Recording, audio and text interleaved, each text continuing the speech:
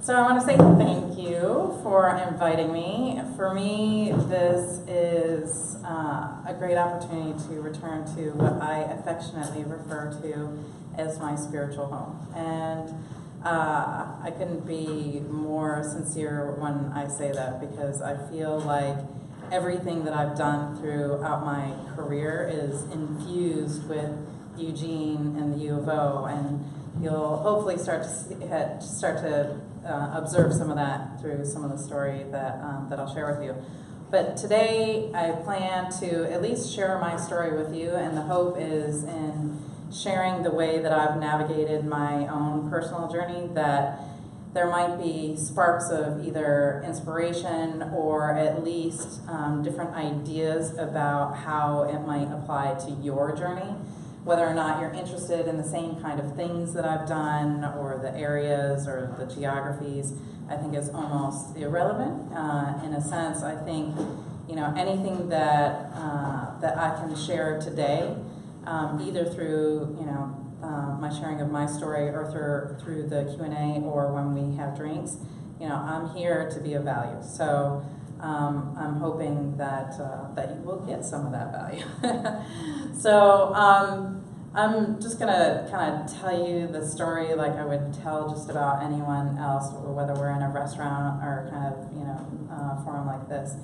And I had thought about starting after I left law school, but I thought it might be better to at least share a couple of aspects of my experience here at the U of O, because I'm hoping that within the context of at least how I approach my experience at U of O, it might create a kind of catalyst for you and your overall experience. And I think it doesn't matter if you're part of the undergraduate program, if you're part of the graduate program, or part of the law school. Some of what I did here is applicable to any student or any faculty member. So some brief kind of nuggets. As I said, I graduated in 1997. I've been a professional soccer player. I've headed up the U.S. women's national soccer team at the Olympics. I've been an urban regeneration real estate developer, been a public interest environmental lawyer. I've been an animal rights litigator. I don't have multiple personalities. This is all one person. And I've been a technology entrepreneur and an angel investor. And for me, the sequence has been almost logical, but I think for most people that sounds like, how could all of those things fit together, right? So the one thing that I think that I would love for everyone to take away from my experience, or at least our time here together right now, is that I feel like every choice that I've made has really been about creating and designing the life that I've wanted to live. And sometimes those choices were really in absence of knowing what my long game was. A lot of it was really about, what do I want to do at this stage in my life right now? And I didn't burden myself with, am I capable?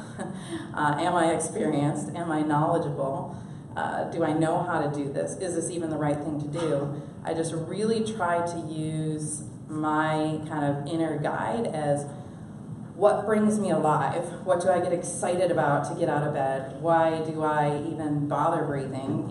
Those kinds of things I think are useful signposts. And a lot of times we get tripped up with a plan that we've made. And a lot of times the plans that we've made are because we think, well, we want to live a certain type of lifestyle, or we want to please our parents or our spouses or our families, or even our own ideas of status and where we sit within the rest of our communities or the world. I think a lot of times just it's part of human nature to start down a path for whatever reason we've started, and to continue on that path whether or not it's the right one.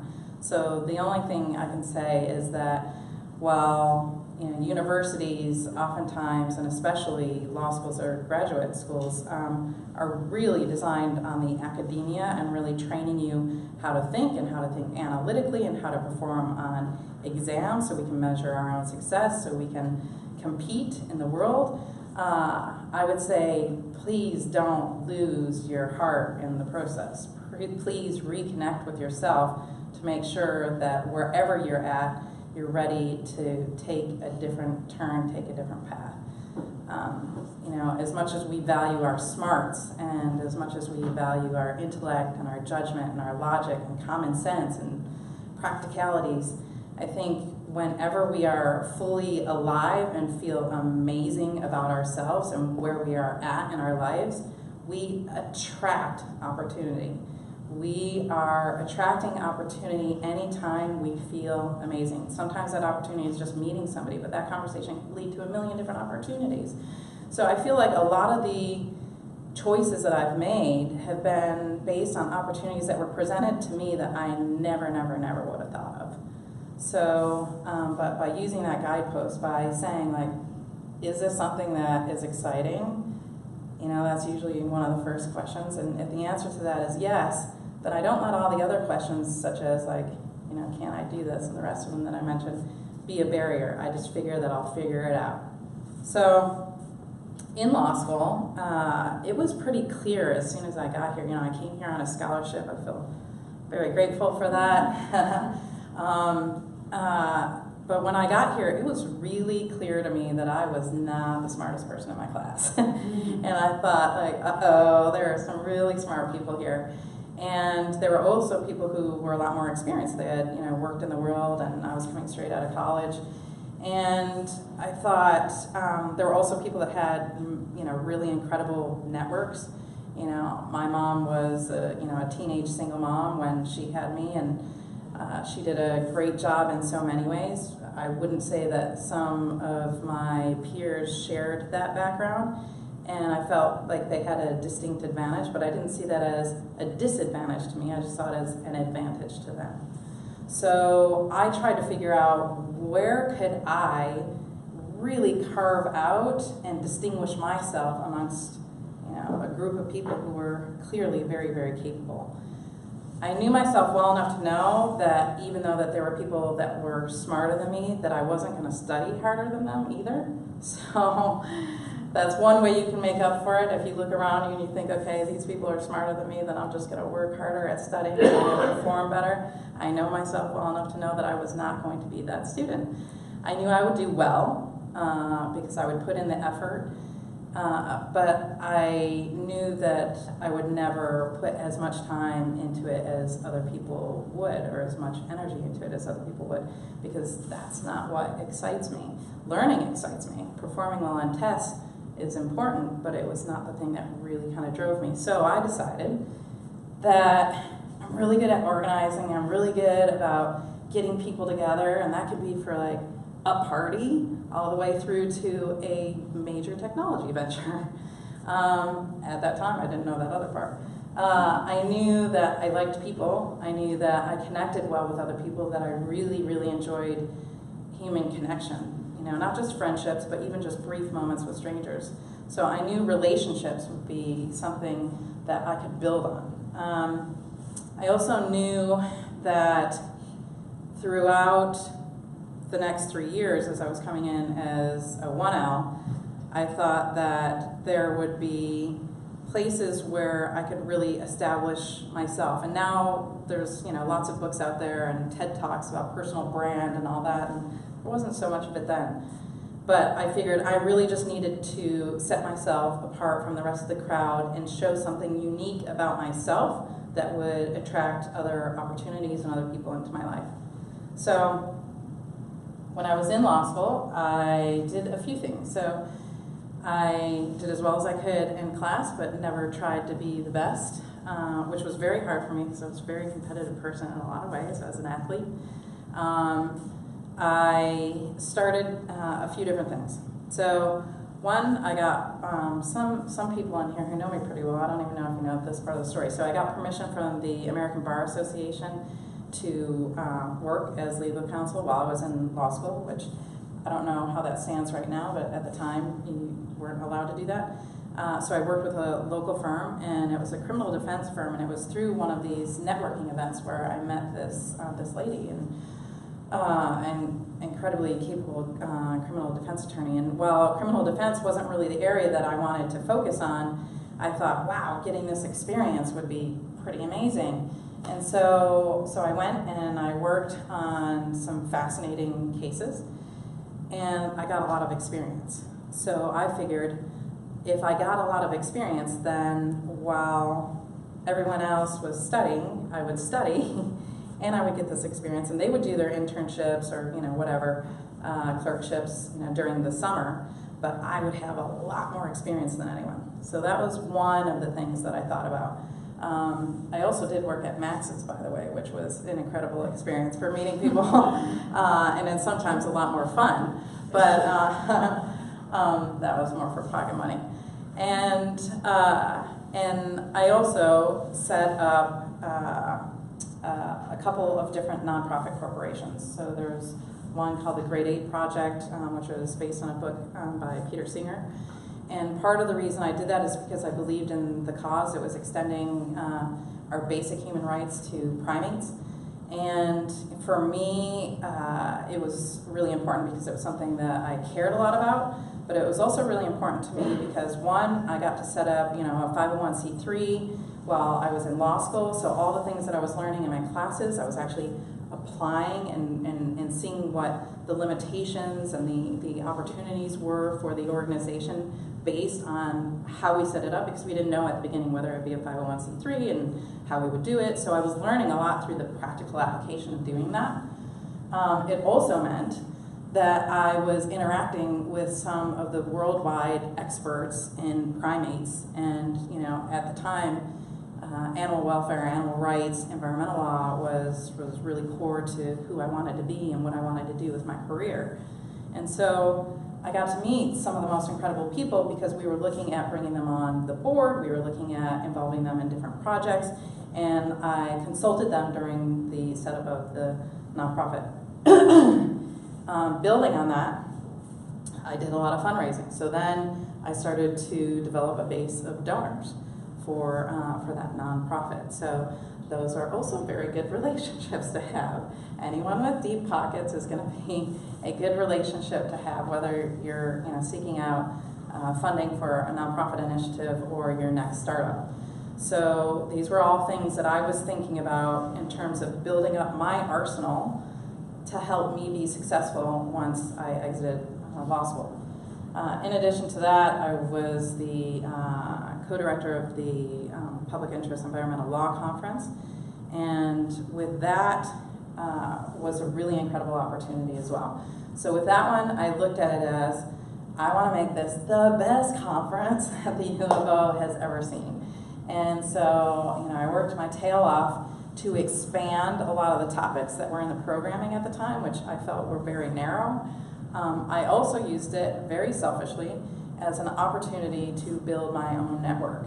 So I felt totally justified as a student to get on the phone with whoever. It didn't matter if it was a global world leader. I felt totally justified in sharing what we were doing here because I thought it was important for the world and I thought it was important for them in their careers. So I felt like I had something to offer. I also felt like they had a duty and an obligation to participate or to contribute as well. So it was an equalizing conversation. I didn't feel like I was going and asking or begging or desperate or whatever, or pleading, I felt like we were equals. I was giving them something that would be good for them, a platform for sharing their insights, their experience, their stories, and also that they could contribute back. So another takeaway, I guess, is be selfish. Be selfish. Doesn't matter if you're mission driven, be selfish. And selfish in the sense of not taking things from other people for your own self, but getting what you need in order to live the life that you want, have the career that you want. It is absolutely okay. Do not feel guilty about it. When I was doing that, I had some pretty incredible conversations because I also involved them in the development of a lot of the panels. So it wasn't just about like, hey, can you come, speak on this topic? I would open it up with, this is the programming that we're considering. What do you think are the key topics? I used it as an opportunity to build a relationship and not a transactional one. I knew that these were people that I would want to know probably for the rest of my life, even if we didn't work together in some capacity. And many of those relationships I still have today and still value. I also headed up the Land, Air, Water group. I started up a couple of other organizations. And then finally, I noticed in the curriculum that, I wanted to practice animal welfare, animal rights. I wanted to get in the area of protecting animals. And we didn't have any classes that really covered any of the issues related to that whole area, which I saw as a big kind of emerging area. And so I created the class. I found out what was required in order to add a new class into the curriculum, and it wasn't easy. So just letting you know, if you decide you want to create a class, it does take a lot of work, but in my case, I felt like it was very much worth my time. And it was worth my time in the sense that I felt like I was giving something back to the rest of the law school, because they would have a class that, even if it was somebody on the ag side or somebody who had completely opposing views to me, it was at least a context or a forum in which they could learn all ranges of the issues involved with lots of different kind of animal-related issues. And it was interesting when we ultimately did get the class into the curriculum, because we did it in the time frame that I was able to take it. So it was also a big win, because I really wanted that class. And there were a lot of people who had really contrasting views about the applicability of property law to contractual law, all different, it was basically one topic where we covered pretty much every area of law in that one class. So but in setting up that class, I obviously needed professors, right? So it gave me the opportunity, again, to have a very equalizing, and you might even say dominant position in the conversations that I was having, because I was calling experts from all over, from New York, California, Oregon, to interview to teach the class. So I got to know everyone I wanted to know, and I got to know a lot about them throughout that process, right? Because the kind of questions that I was asking them wasn't just exactly about teaching my class. So those are still friends that I have today, and I'm glad that I can call them friends.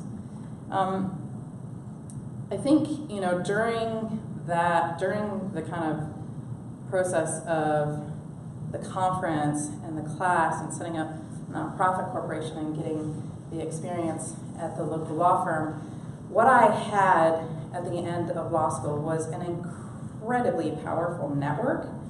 I also had a very, very noticeable brand. Like, people knew what I was about. There were people like Caroline and others who, Mindy and Susan, name drop a little bit more, who knew me then, and I'm pretty sure, they would tell you exactly who I was, what I was about, what I wanted to do. And I think, not all of us have that luxury of knowing exactly what we want to do, but you don't need to have one definitive, this is, I want to practice this area of law or whatever, but people need to know what you stand for, right? They need to have some kind of connection with who you are as a person, so they know how to come to you as a resource. And so when they hear different things, other conversations are going on, they can say, that reminds me of Jeff, that reminds me of Karen, I should introduce these people, right? There are other connections that are always made, as long as they really get who you are. And it's got to be true, because if it's not true, it never passes, the test, and also it doesn't help you get to where you want to be. So make sure it's just really, really true to you. When I got out of law school, and actually before I was finishing, Mary would tell you that I remember some of the E&R students heard this part of the story. I had at least 8, and I'm pretty sure I had more offers from the top environmental nonprofits and animal welfare nonprofits coming out of law school. And, and some of my peers who were much smarter than me and probably did better, a lot of them got great offers too, but, I was being kind of courted, and it felt fantastic. It felt really great, and it felt great because there were times throughout law school where I felt like it was really tough, like emotionally tough. It was really tough in terms of, like, how do I manage this all? How do I juggle it all? Property was not my favorite subject, and really it was just because of, prioritization. It might have become one of my favorite topics. But it's interesting, right? Because in a few minutes, I'll share with you my story about how I've been, fortunate and very successful in the area of real estate development, even though I performed pretty poorly in my property law class. So I think the important thing to think about when you're studying, regardless of which course it is that, regardless of how you're doing academically in that course, just learn as much as you can, because you have no idea what opportunities are going to present themselves. And I've made millions in real estate, millions in property, and I couldn't even get through Garrett Epstein's class. So really just try to get as much out of it as you can, and don't let your expectations of yourself and your self-identity get too tied up with your academic performance. Do your best, of course, but try not to berate yourself. Try not to let yourself think that opportunities are not going to be available to yourself if you're not top in the class, or if you're not even doing well in that class.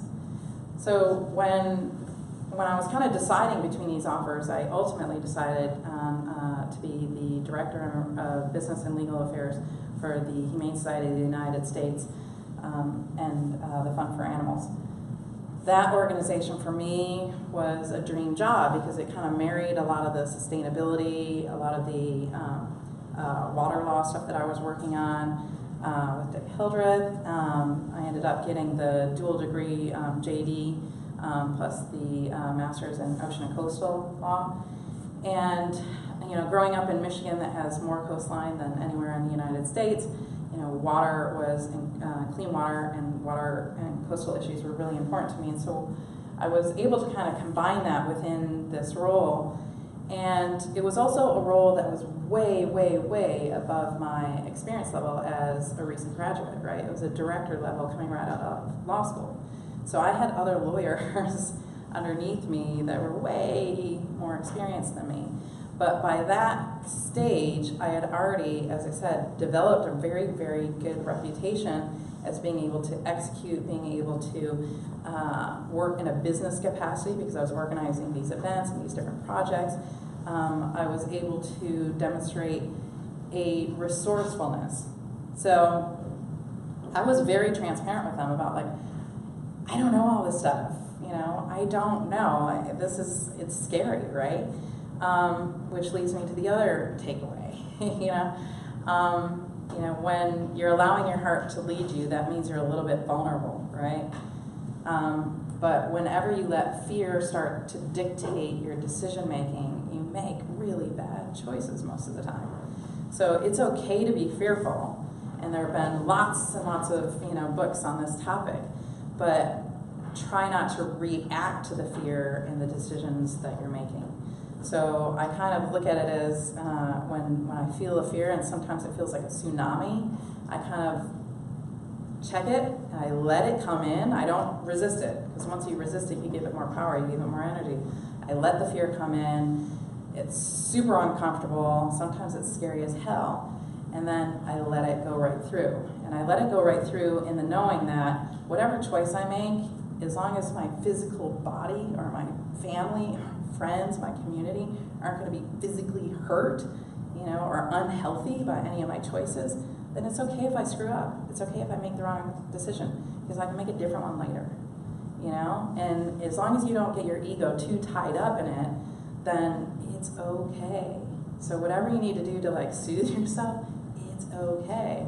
We've all heard, the 1,000,001 stories about especially, I live in the Bay Area now, I'm in Marin, and my office is in San Francisco. People talk a lot in technology about, fail fast. So it's okay to fail, and everyone talks about everyone can fail, that's great. It's not great. It sucks every single time you fail, every time. And, and each time you think you're gonna learn something, but then it's a new situation. You can only take this much away. You can't completely apply it. So it's not a great feeling, but you learn more from those failures than you ever do from most of your successes. So the contrast that failure presents is a way to help guide you to the things that make you feel really, really great. And the things that make you feel really, really great, you think how do I make a living out of that? I don't know how to make a living out of that. How do I get paid doing that? Or at least to the standard that I want to live. You can figure it out.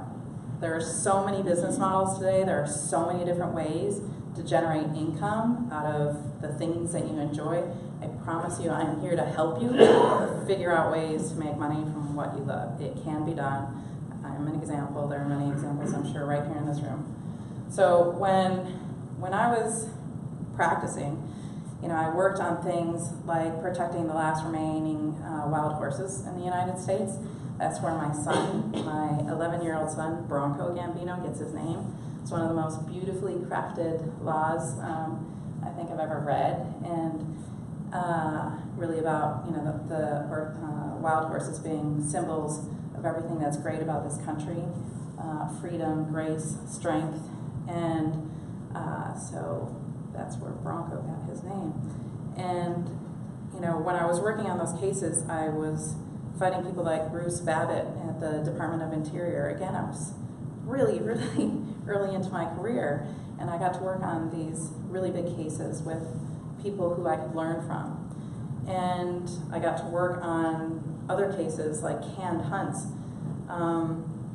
When I worked on canned hunts, I learned a lot about all sorts of different areas of law, like trespass, because I was at a nonprofit. We needed evidence, so I went undercover. I went into the canned hunts. I went in and was able to collect a lot of evidence, photographs, names, addresses, emails.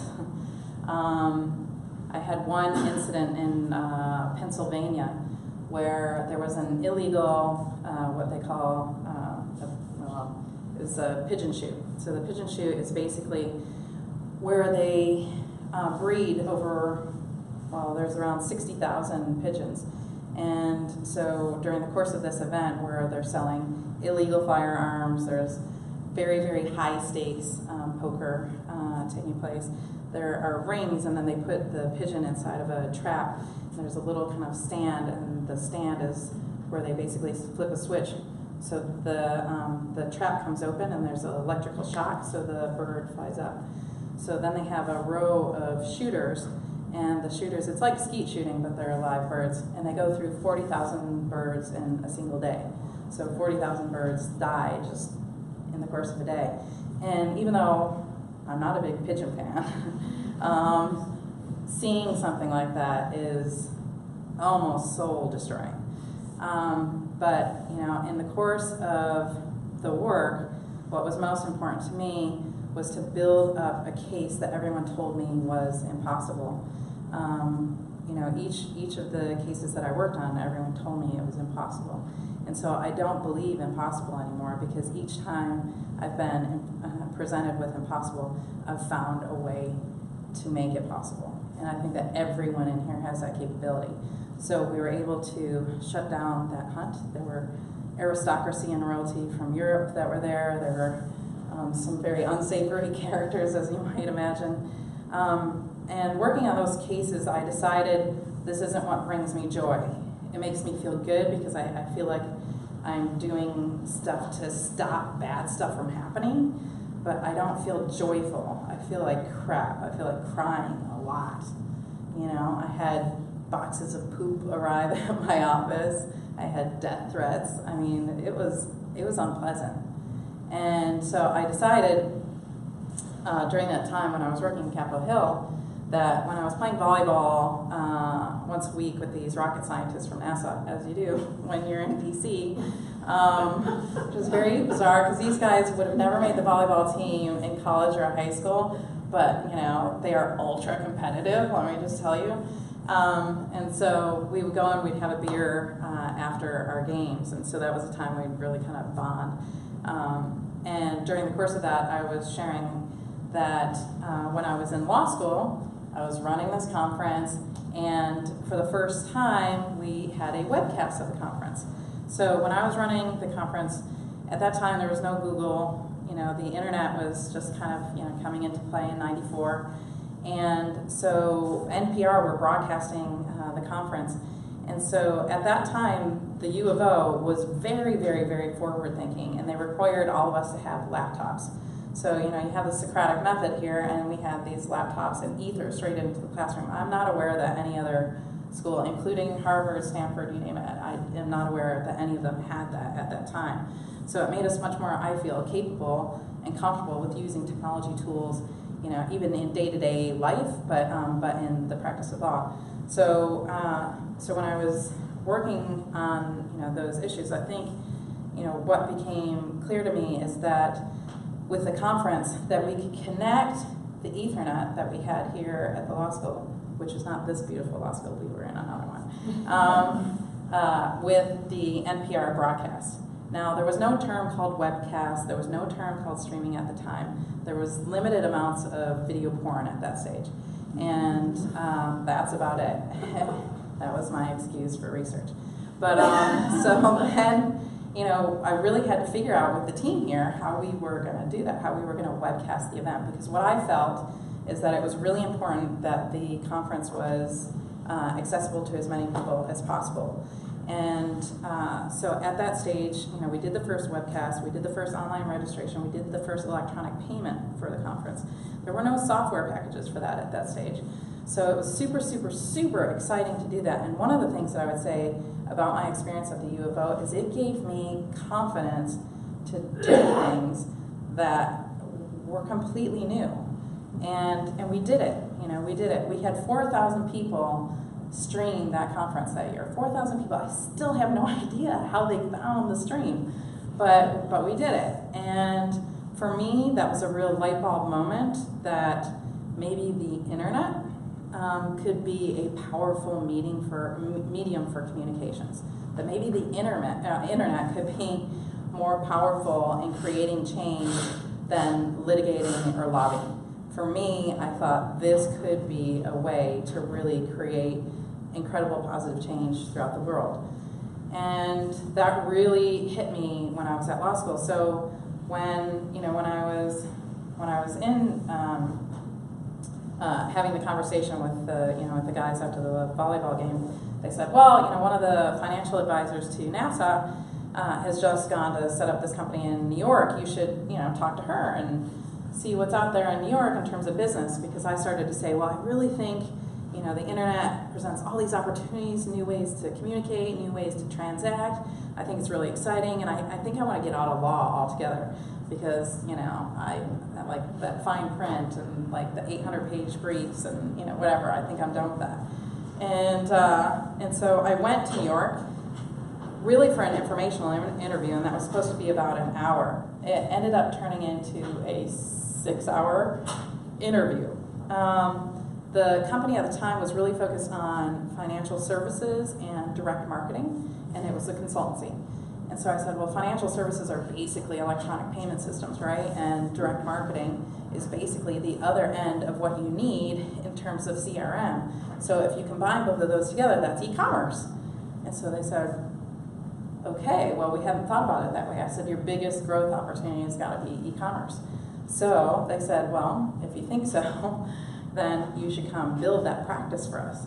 And so, here I was making $27,000 gross a year in DC and trying to pay back, my law school loans. Even though I got a scholarship, I still, had some pretty sizable loans in terms of overall living, etc.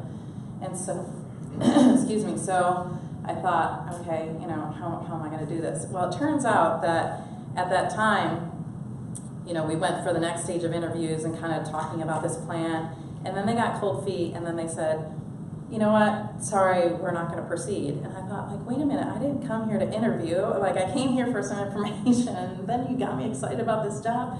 Like, are you nuts? And so I'm like, I know I can do this. And so, so I wrote a letter to the COO, and I hand wrote a letter to the CEO, and I told them why they made a terrible mistake in rejecting me, and I got hired. So, and I got hired making 4 times what I was making as a public interest environmental lawyer. Part of what I had to do was build up this practice. So I also started to learn about cash flow management and how to really operate as a startup within this environment. So at that point, I moved to New York and San Francisco. I was living out of the Paramount Hotel. If anyone's ever stayed there, I can tell you it's super tiny. Even, I don't know how it's possible, but tinier than my studio in DC. and I had an apartment in San Francisco. So I was flying back and forth, building up these new e-commerce businesses for a lot of emerging companies. So Barnes & Noble were really behind the game in terms of Amazon. Amazon had just come onto the scene, so Barnes & Noble were scrambling, trying to figure out what to do, so we worked with them to help them start their first e-commerce business. I helped Wells Fargo, Capital One, First Union, all set up their first online transactional businesses. And the great thing about it is none of us knew what we were doing, so it didn't matter that I really didn't know what I was doing. But again, it was about being resourceful and not having fear about the unknown and fear about our own capabilities. We just figured we would figure it out, and we did. Wells Fargo and First Union became the top 2 online banks when I was advising them, and Capital One launched their first international expansion. Capital One, at that time, I didn't care about financial services, I have to say that. I still am not very attracted to that sector. But what I did care about is learning about how technology worked, learning about how business worked, making relationships with people that I knew would be important in anything I wanted to do going forward, and having any kind of success, regardless of what you do, even if you go do something totally different, as long as you have got a benchmark of success in whatever you're doing, that will apply. So when I started to do that, they said, well, we want to expand internationally, and we want you to lead one of the teams. And so I was really excited, and at that time, they were looking at South Africa and they were looking at London. I was really hoping for South Africa so I could surf, which I had learned in Oregon. And I'd also learned to enjoy wine, so I thought South Africa was definitely good. But they decided on London, and then they decided on Nottingham. And I was like, Nottingham? Isn't that where Peter Pan or Robin Hood or one of those guys were from? I was like, I got black wool suits instead of the bikinis. All right, okay. So, so I moved to the UK, and I helped them set up their first international expansion. At the time, the Brits changed their, like all the banks, all the leading thought leaders, the government said, Brits changed their credit cards in their banks less often than they changed their spouses, so this is going to fail miserably. And within 18 months, we became the #1 credit card in the country. And so I got to learn a lot of different things. I got to learn that the UK and the United States are, 2 countries divided by a common language. So that for me was a huge learning experience in terms of how to do business in a different culture. The UK's changed a lot since then, but at the time it was hard. It was really challenging. But I got this international experience and a visa, and all of a sudden I had these new contacts over there. So in the course of developing these new relationships, Tony Blair was really focused on leading the rest of Europe and potentially the world in terms of broadband adoption. So he was touting Broadband Britain and local loop unbundling for DSL and the telecoms there. And so we kind of sat around and said, okay, well, who are going to be the first real adopters? Who are going to be the real customers that will drive broadband adoption? And we decided that it would be gamers. We didn't know if that was right, but we just thought it sounded right. They were always the kind of first in terms of trying out new technologies. And so at that stage, we built Gameplay, which was an online multiplayer gaming service. There's also online games you could buy, tips, cheats, all sorts of different kinds of content. And you could, for the first time, connect to people in other countries playing games. Again, this is still fairly early, so this is still late 90s. We grew that company very, very quickly. We became the stock market darlings when we floated on AIM. So I learned about how to manage shareholders. I learned about what it means to list a company on the stock market. I learned about operational logistics, about how you grow teams in other countries and other places. And I launched the first 3G services we still think in the world. I launched content services. Launched the first interactive mobile game services. And at that time, a lot of what was happening in the US and kind of globally in terms of the first .com bust was happening. So we were feeling that pressure. It was a very difficult time. Gameplay is still around and profitable today. For me, even though it's not a huge company, I feel like it's one of my biggest success stories because almost everyone that I knew at that stage, their companies went bust. And it was a really, really scary time.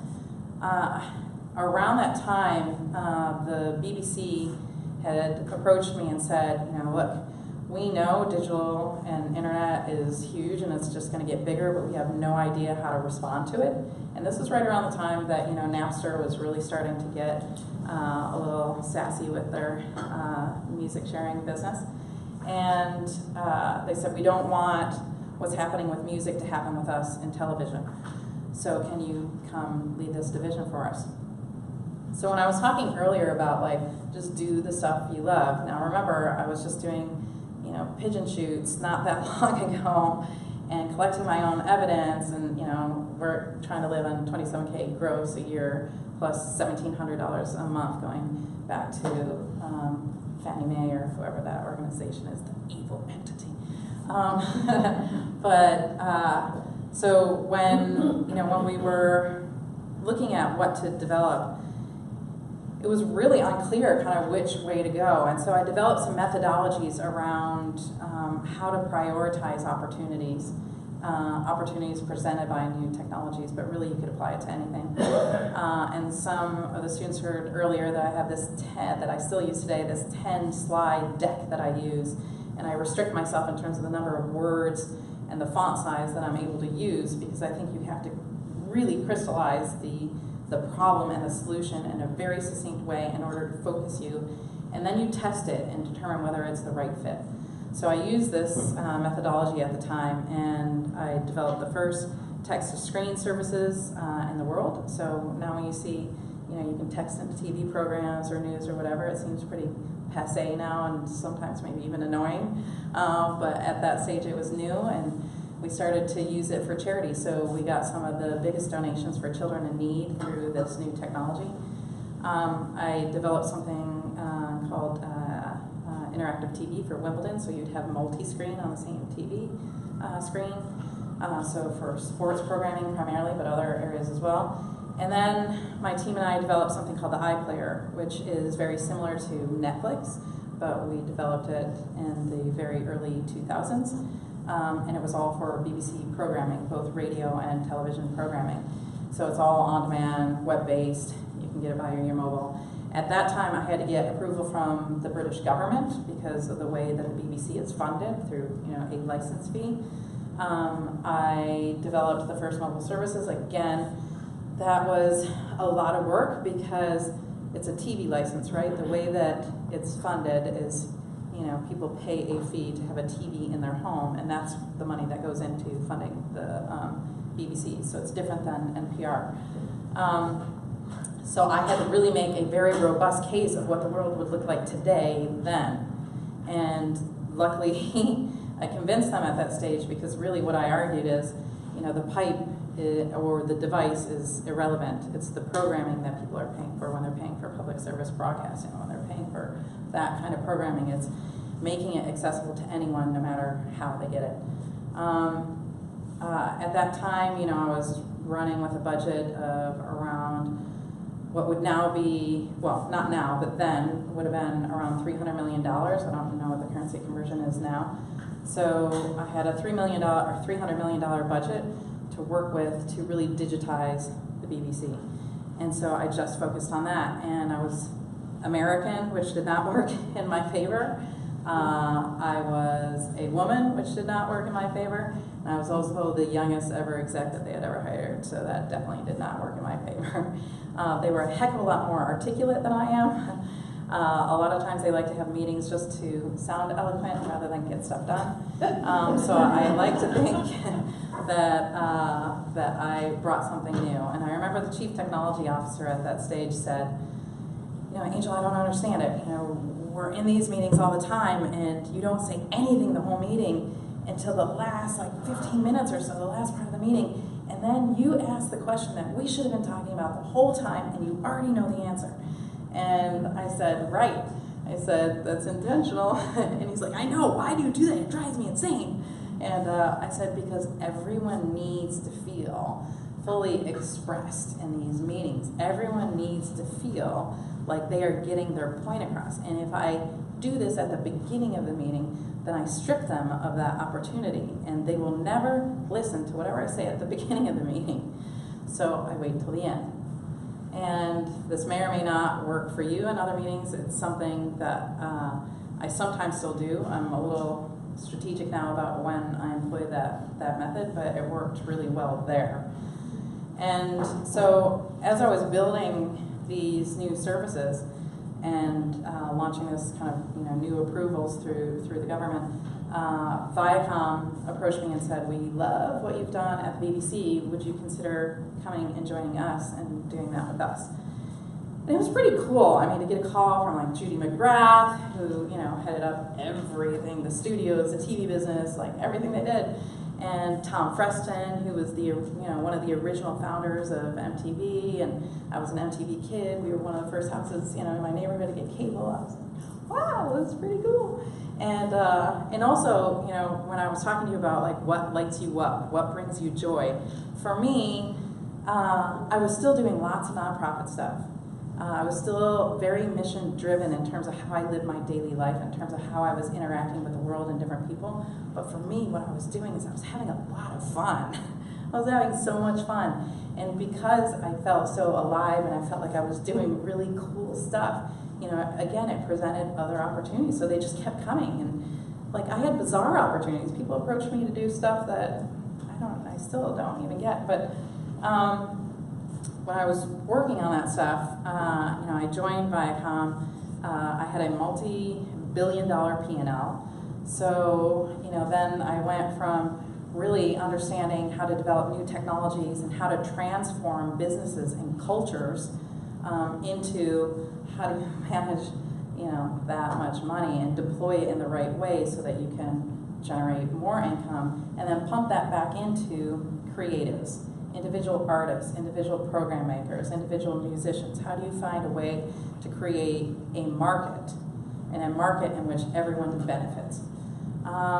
We didn't always get it right. I'm leaving out lots of stories where I made mistakes and where I was rejected and all of that kind of stuff. I'm more than happy to share all those, especially over a drink. but the important thing is that me as an individual, and what I'm hoping you'll kind of take out of it is, never for a minute when I was here in law school did I think I was going to be managing a multi-billion-dollar P&L for one of the world's largest media organizations. That it wouldn't even have interested me, first of all, but I would have never dreamed that I had it in me to have the capability that anyone would let me do it. Never did I think that was a possibility. Never entered my mind. So there came a time when I was doing it when I just really had to take stock. And part of that like joy and letting joy and desire really help guide you to what's best for you was about getting in gratitude. And we all like to talk about gratitude. In California we have cafe gratitude, and and it can sound very hallmark or insincere. But I really took gratitude for the culmination of all of my life experiences to that day, and every opportunity that every person gave me at that stage. And it really wasn't easy, and not just because of the business opportunity, but I had got into the realm, when I was talking about it's important to build your network, it's important to build your relationships. When I interviewed for that Viacom job, and I was offered multiple other super cool, exciting, big fat salary jobs. The guy that I interviewed with told me in the interview that he was going through anger management therapy, and that he had been with the company forever, and there was pictures of him when they were breaking down the Berlin Wall with the MTV flag, and but he did have a serious anger problem. During the course of one of our meetings, he grabbed our sales director by the neck and held him up against the wall. I experienced a lot of different things throughout my career, some directed at me, towards me, some, to other people that were super, super unpleasant. And so understanding, how to navigate those situations is going to be really critical, because whether it's that extreme or that visible, you will need to know who are the people that can help you navigate throughout a law firm, throughout a company, throughout your own solo practice, sole practice. You will need those relationships, because there will be situations where you have no idea how to deal with them. And through those relationships, they might not have the answers either, but you'll make the choices, and as long as you don't base those choices as a reaction and fear, then you can always find your footing. And again, as long as you're not under physical threat, like that guy was, then you're going to be okay. You're going to be just fine. The only thing that you have to make sure of is that you soothe your ego, but you don't let your ego get in the way of your own success, because it can. During the course of the Viacom experience, I met some other entrepreneurs, and I had been thinking about kind of getting back into the entrepreneurial world where I was at in gameplay, because it's just the true act of creation when you have a startup, right? And when I was doing that, Tom Freston came to me and said, "Angel, we really need to look at acquisitions. Can you look at businesses to buy?" And here's the guy who started MTV. I'm like, "You're looking to me to figure out how to grow the company?" Okay. So I started meeting different entrepreneurs. I met some entrepreneurs that had a business called Birthday Alarm. It was just a birthday alert system that you got, on the internet. This was also the time that MySpace was part of our acquisition strategy. Rupert Murdoch came in within the last 48 hours and bought that company, and we had been working on it for like 4 months. Turns out that was a good mistake that we didn't get. And in the course of that work and meeting these other entrepreneurs, we decided to grow a business called Bebo, which was mentioned earlier. Bebo was a social network. It became the biggest site in the UK, bigger than Google, you name it, in terms of overall traffic and engagement for 16 to 24-year-olds. It was actually a much younger audience. But by that time, I'd learned how to really pick up on signals about what works and what doesn't, and then fan the ones that work to grow something very, very quickly. I started something which meant that we were putting lots of content, video programming, other types of programming inside a social network environment. At that time, there was no phrase called social media. It was a phrase that we started using. I can't claim that we started it, but I think we might have. And it was really about how people engage with media and communicate with each other around media, around content. There were lots of stories from that experience that I could share, but the short of it is, within less than 3 years, we sold it for $850 million to AOL Time Warner. I knew that I did not want to go to work for AOL Time Warner because they had a bad history of adopting and acquiring organizations and just not doing well with them. So founders, the head of engineering, and I left. The rest of the team stayed. And it was right around that stage I was actually doing a deal with Viacom from the hospital room when I was in labor with my son, Bronco. And so the timing worked out pretty well in the sense that we had closed our deal for that acquisition just a couple weeks before the markets crashed. So we all kind of had a sense of what was possibly going to happen. We also knew that Facebook, while they were still in Harvard, they were starting to expand outside of Harvard. And so we knew we needed to move fast. So when that happened, I remember just sitting, I was actually in Austin at South by Southwest with my son, with his little Longhorns shirt on. Don't worry, he normally wears duck stuff. I just cried. It was one of the best liquidity events that I had had up until that stage, and everything just came out, and I just cried. And I think for a lot of different reasons. One, it was just a tension release, but it was also realizing, like, I'm pretty sure I know what's going to happen here pretty soon, and I'm a single mom, and I've got this baby, and I've just created a great personal wealth opportunity, not just for me, but for my son. And so when that happened, I decided to leave, and I decided to go invest in other entrepreneurs that I thought were talented, or at least had the tenacity to be resourceful and to figure out how to grow things. And when I was doing that, the UK and the US were both really, really depressed markets economically, and just overall the mood, after everything happened. People were losing their houses. I don't need to reflect on that too much. You guys know what it was like. So I decided all the Brazilians are partying because the market down there is doing really, really well.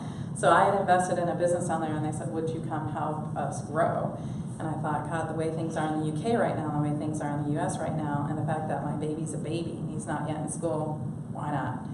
So, I didn't speak Portuguese or Spanish, and it was a big move. But I moved down there, and I helped grow that business, Sonico and FNBox. They were called the Facebook of Latin America. By that time, Facebook had got really big in the US, but nowhere else. And I was like, guys, pretty soon Facebook's going to be the Facebook of Latin America. Guess what? And they were very proud Argentines. They didn't want to hear it. They didn't think that was going to happen. Anyway, I helped them pivot to an online dating site. We ended up selling that business to Match.com. So fortunately, I had another good success out of tech. When I had that experience in really learning, again, another culture, it felt in many ways like I was going back into the 1950s. I would go into meetings, and even though I was, one of the, owners of the business, and I was heading up this business, the men in the room would only talk to the men in the room, and there's a lot of that stuff, and I would be the one that they'd ask to go get coffee for everyone in the meeting. I'm like, it's my meeting. But again, I didn't let my ego get in the way, because their stuff was their stuff, and their stuff did not impact me. I just wanted to build a business, and I figured my success would stand on its own. And so when we worked through that experience, I felt really confident at that stage of all these different experiences that I had, and I went back to Detroit, where I'm from. And so I was like, well, I really want to work on water issues. I'd worked for the PERCs and worked on Clean Water Act, and I had, worked with clerked with the Michigan Supreme Court, and I thought, like, okay, I've got all these relationships there. I'm going to go, focus my time there. And when I got there, Detroit, 2010, was a really, really scary, depressed place. I don't need to describe it for you, because I know most of you have seen, the images from that point in time.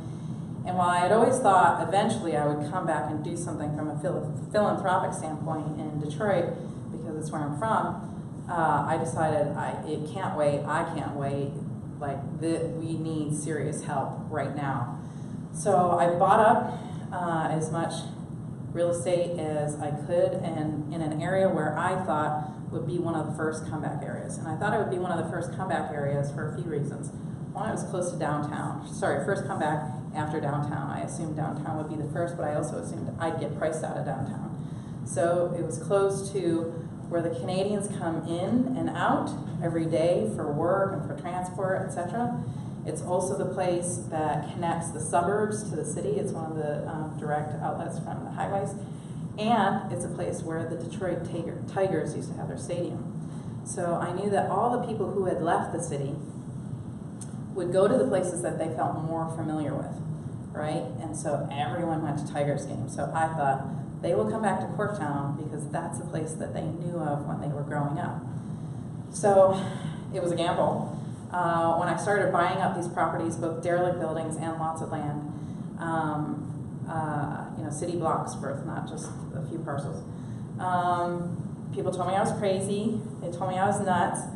I got really afraid that, I didn't come from money. I didn't know how to manage money. I knew how to manage businesses, but I wasn't sure that I was just going to be one of these people who won the lottery and blew it the next year. So I was scared when everyone was telling me that I was crazy and that I was nuts, because these were all real estate professionals. These were people who knew knew the market. I was the girl who barely got through property law class. So, so I was afraid, but I decided that even if it took 20 years, the price that I was buying at, that I would be able to make a return at some point. And I thought, if I can make a dent now in helping at least eradicate some of the ugliness, if I could do one or two small projects that might help the local community, then that's a start. It's a start. I'll just start. So one of the projects I built and rebuilt, renovated, 100,000 square foot building, the Alchemy, and I put in, I basically tenanted it fully. So I renovated it, then I tenanted it. I had no idea what I was doing. I wasted a lot of money. I had people stealing money from me left and right. Never had that experience before. It's really embarrassing and really hard to deal with, especially when you don't know what the roof looks like. I'm not a judge of what a good roof looks like on a building like that. So we had a nursery school in there. We had the Head Start program, so the entire county was served by Matrix Human Services, who are one of my main tenants. We fed 800 kids in the city of Detroit who didn't have enough money for food for lunch in our building. We had the Detroit School of Music. We had local nonprofits that were providing services to the community, and we had small business owners in the creative sector, because those were the tenants that I knew that I could not only provide affordable space to, but I could provide additional help. I could make introductions. I could provide advice, whatever I could do. So as I was developing that, it became a very low rent in terms of the overall market, but a very high margin business for me. So I was able to increase the tax base. We got sewage running, we got water running, we got HVAC running, all these different things. And we got to a stage where we had different events, which I shared with some of the students earlier, like Trunk or Treat, because Halloween was very tricky in a city like Detroit, partly because it's so big. It's also unsafe in very many areas. So Trunk or Treat, we developed into an event where any kid could come, and get pencils, candy, you name it, tricks and treats, right? People would decorate their entire cars, so the cars had costumes. We had 5,000 kids that would come for this event. And so we started to really develop it into, programming space. Through the course of that work, I focused in on a new tenant for the last remaining space that I had, and they were called the Empowerment Plan. Empowerment Plan is a super cool social enterprise where they developed a coat, a winter coat, that converts into a sleeping bag for the homeless. So they were getting a lot of exposure. Some of you might have seen them on social media, and they were doing deals with government and charity to deploy these bags. I was really trying to develop a much bigger plan in terms of getting into adventure sports and having more income for that business that could go almost like a Tom's model, right? And so I thought, okay, first we'll start with the space, and that's, turning that space into an expanded manufacturing facility for them. Now, the building that I bought for a lot of reasons. One, I liked the address. I told you about the location, but the address was 2051 Rosa Parks. 2051, for me, was imagining what Detroit could be like in 2051. Rosa Parks is one of our iconic leaders who represented so much, which I aspire to in terms of making an impact in a very gentle way, in a very humane, personal, human way. So for me, 2051 Rosa Parks was like the brand, so that's what the company was. What had happened is when I had acquired these properties, as the case is in Portland and a lot of other places, a lot of other urban areas, there were a lot of industrial plants there, right? So there was an ammunition factory on this site. The building itself was over 200 years old. In fact, we don't even know the age because it predated the land registry. The guy who created the first house and then built his factory around his house, which still stands, was an English immigrant. He was the founder of one of the founders of the Detroit Institute of Arts. He was an artist who came up with a new way to mass produce oval picture frames because they were all hand carved at that stage. The guy became very successful and started to innovate in other areas, so I loved this history behind it. That whole kind of story, the location, the name, the history, the unique aspects of the building were really critical. So I was trying to preserve as much of that as possible when I was developing this new area for the empowerment plan. When we started digging and setting up the site to develop it, we found that there was contamination. So, and environmental contamination. So, like, I'm right back in law school. And so I knew that there would be some contamination. Luckily, the levels weren't extraordinarily high, but I still decided to evacuate the building because there's babies and kids in there. That, for me, was a huge, huge, huge financial hit because that means I wasn't collecting rent. Not only that, but I was finding other places for them to lease. What had basically happened is there's a cleaning solvent that a lot of these industrial plants use, and the name is so long that I can't pronounce it. It's like a Scandinavian hockey player. What they were really good about, the environmental regulations, as you all know, have changed drastically over the last few decades. So what had happened is they did a really good job at sealing the ground so that it wouldn't go into the groundwater. So they did a pretty good job at that. But what they weren't as concerned about at that stage, or what they didn't protect for enough to our standards, and which we also didn't know about the harmful effects enough until recently, is the vapor mitigation. So the vapors still come up and enter the air. So that was the part that became very harmful. So then all of a sudden I was doing all these amazing things. The community was coming together. We were creating these events. This derelict building was starting to look a lot better, and there were people there, and I was keeping the rents low so that everyone could afford to build their businesses or put it towards their causes, and I was feeling really good about everything in it. It was like hitting the hardest wall ever, and I was scared shitless that maybe somebody might have got hurt, right? Luckily, the vapors were so low in terms of contamination that you would have had to have worked there for a long, long, long, long time, day after day after day, in order to have any kind of real impact. And no, everyone was tested and nobody's been impacted, but it put a real wrench in the works, so to speak, in terms of my overall vision. Along this timeline, when I had come back from South America, I had been pitching to Ford Motor Corporation, GM, basically anyone who would listen in the city of Detroit, that I thought that Detroit needed to rebrand itself into the center of mobility instead of Motor City. In 2010, I thought it was pretty obvious. At that stage, it was still pretty early. No one was really sure where mobility was kind of going. We still don't know entirely.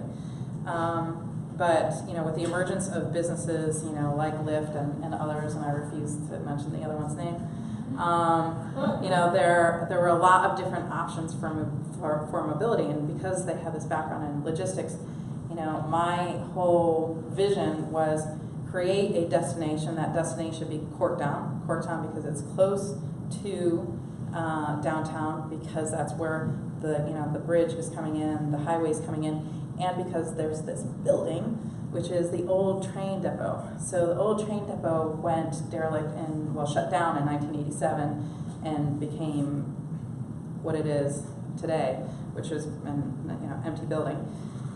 It's one of the most beautiful buildings in the city, and so I went in front of the governor and through most of the major policymakers in Michigan and most of the major corporate chief execs, and shared this vision in 2010. I kept kind of banging on about it. I was on boards for one of Ford's boards, and some other areas, and I just kind of kept on with my story, kept on with this vision. And I'm super excited to share that as of 2 weeks ago, I came to agreement with Ford Corporation to sell the Alchemy, the building, and the smart mobility ventures that I was developing on my own in the building, which I'll share with you, and to deploy a community resources and programming center within Corktown, and to make smart mobility the central destination and platform for Ford in Corktown. So they bought the big train station. They are developing the train station. They bought lots of properties around there, and that's becoming the hub of smart mobility in Detroit. So for me, I took money off the table in order to get the site cleaned up, to realize the vision that I wanted, not just for the city, but for myself as well. And as part of that, I had to work very closely with the Michigan Department of Environmental Quality and with the company that originally did the contamination, Lincoln Brass Works. So a lot of what I learned here in law school, I thought, most of the stuff I was done with from an environmental law perspective, because I was, focusing on different things, all came into play. All of it came into play in a very, very real way. I was spending, hundreds of thousands of dollars of my own son's money to be able to try to fix this problem. And even though Lincoln Brass Works were a legally responsible party, the MDEQ would not force them within a specific time frame to do the cleanup. So they knew they'd have to do the cleanup, but it could be 10 years or it could be 20 years. There's no timeline. And the MDEQ would not issue an order for them to do the cleanup. So it was hard, because here I was, an entrepreneur who came into the city. There were no businesses in Corktown at that stage. Now it's like the super hip, it's almost like downtown Eugene. It's just changed so much. There's restaurants, there's bars, there's all sorts of different things. None of that existed then, but there were a couple of people like me who came in and invested and really brought life back into that community and de-risked it for other investors coming into that area. So because they wouldn't enforce that, it became financially infeasible for me to do much more, because I couldn't do anything on that site until it was all cleaned up. And that was many millions of dollars. Over the last couple weeks, I've had an opportunity to realize the vision out of a very complex situation that I was super, super fearful about, but I continued with banging on around this vision, building on these relationships that I had developed, and bringing this just constant positive energy to every conversation I went in. Now, that doesn't mean at home I wasn't absolutely freaking out. I was freaking out. But I had to get the game face on, and it wasn't a fake face. I had to get into that moment, into that space, and bring it. And that was a really successful outcome. I think through the course of the work that I was doing there, building these smart mobility ventures, we heard a little bit about Prehype. Prehype is basically a firm. I'm a partner there. We develop new ventures, new technology ventures in partnership with other large corporations, and we develop our own digital technology startup. So if any of you are dog lovers, we've got BarkBox, which is a monthly subscription service that you get. We make all the products in the box. Lots of great content marketing around that business. A lot of that was seeded from a lot of the stuff that I did from building those databases that I mentioned at the very beginning, right, when I was starting to do the reach out here at the U of O. So that contributed to this startup that we're probably going to list next year on the market. There's also multiple other businesses in that portfolio. We've got 47 different digital technology startups that we've created. Sensei is one of them. I'll tell you a little bit about Sensei because I feel like it wraps it up, and then I will wrap it up so we can have some questions. And so when I was in Detroit, doing this work and really feeling, good about making a difference and also generating some personal wealth, which I think you can do both. There was a time when I thought you had to choose, and you definitely do not. I am here to tell you that.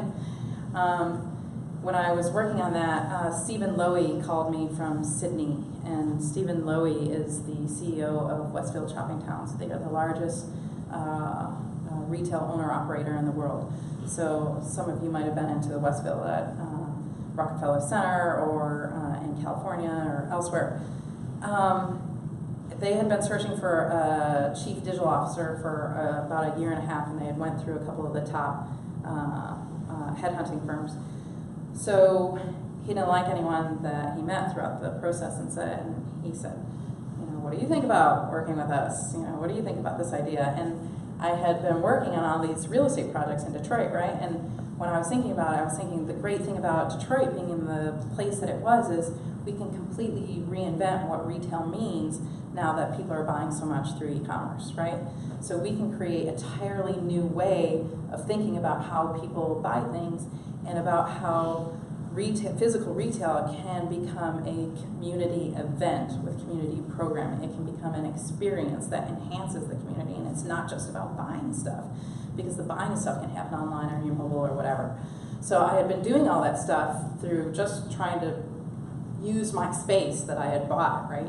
So when he called me about that, I thought it was really interesting, but then I thought, God, do I want to go back into meetings where people get like that? No, I don't think I do, because I'm probably going to be the next one.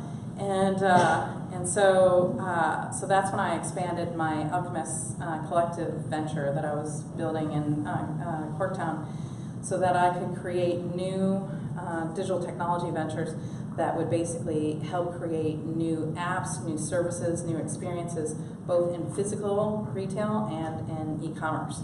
So I got the chance at London 2012 to launch a lot of those services. So I had people from all over the world, speaking different languages, you know, coming through to Europe's largest shopping center, which was inside of the Olympic Park.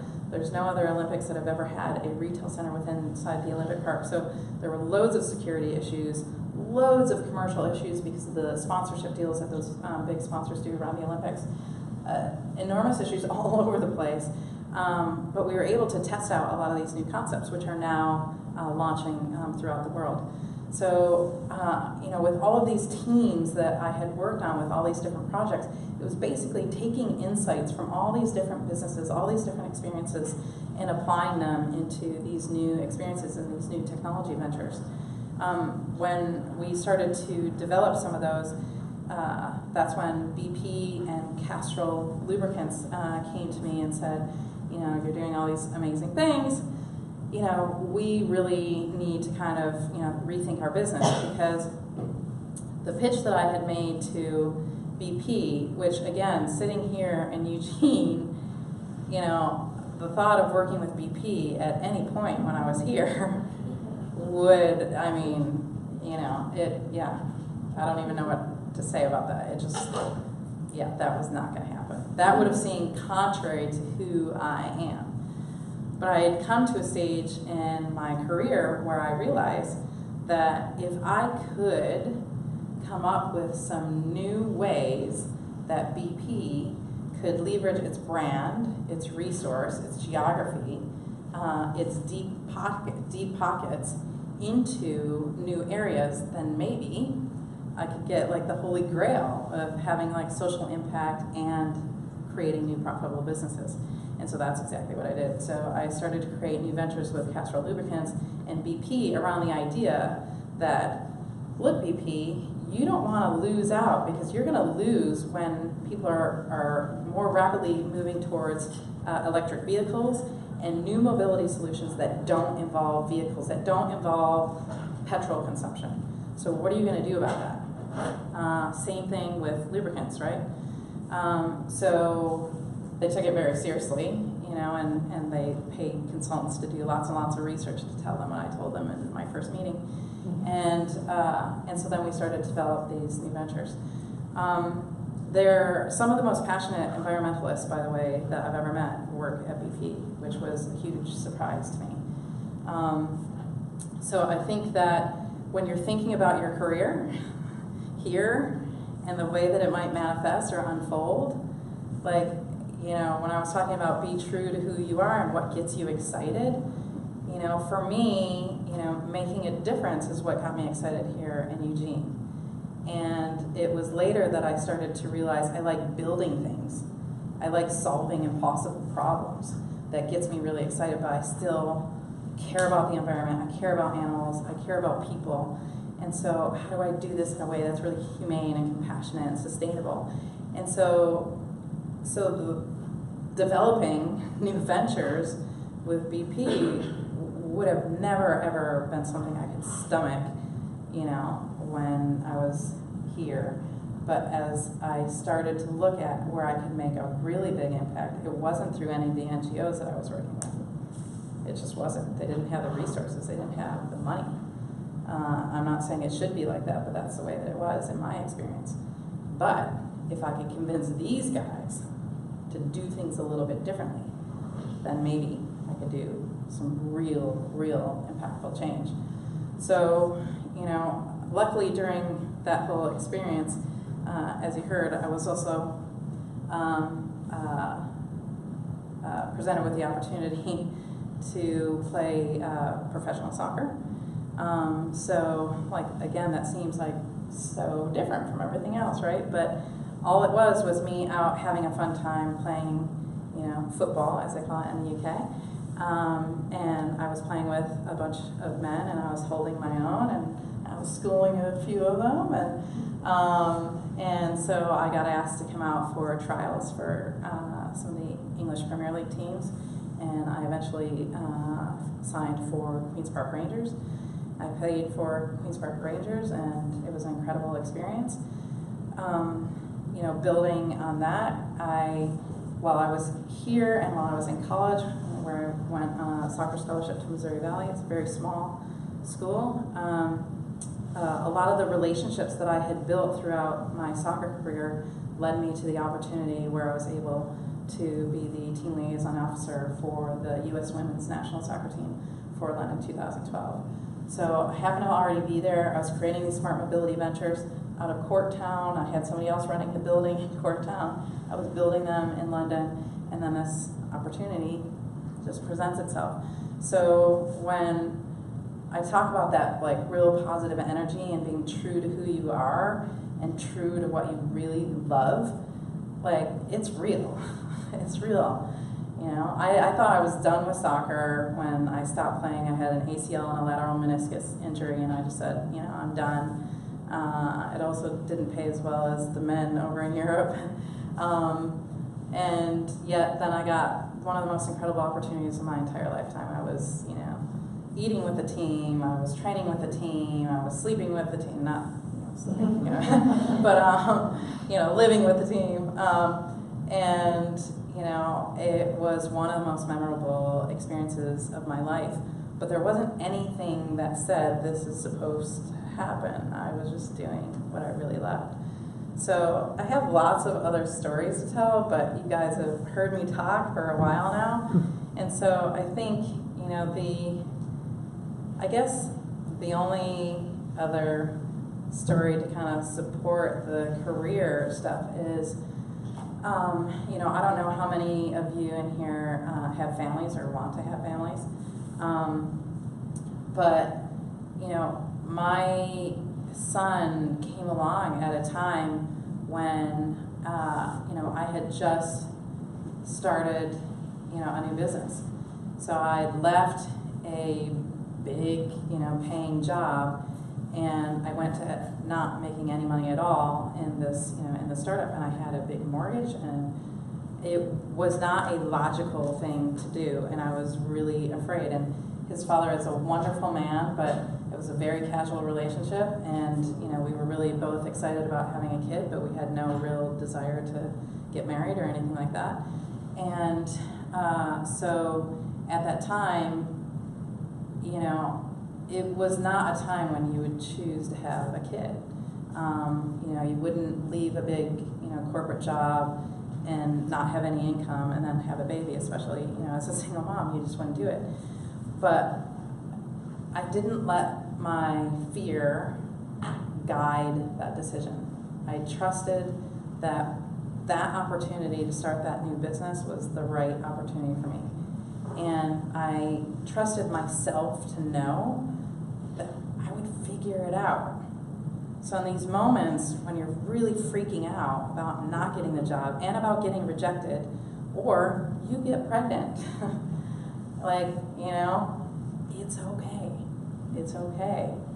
You know, and now I have this son, Angel Gambino, the coolest kid on the planet, who's one of the kindest human beings. You know, he's a vegetarian not because I pushed that on him, because he thinks, you know, animals have rights, and it's weird because he came up with that before I really started to talk to him about some of that stuff. You know, he's really creative. He just, you know, he's the most important person in my life. And he wasn't planned. It wasn't part of the plan. As you've heard throughout all this, there have been elements of planning, right? But being open to what presents itself and what excites you, you're going to get the best, you know, the best results. When I found out that Bronco is autistic, it was incredibly difficult because I thought,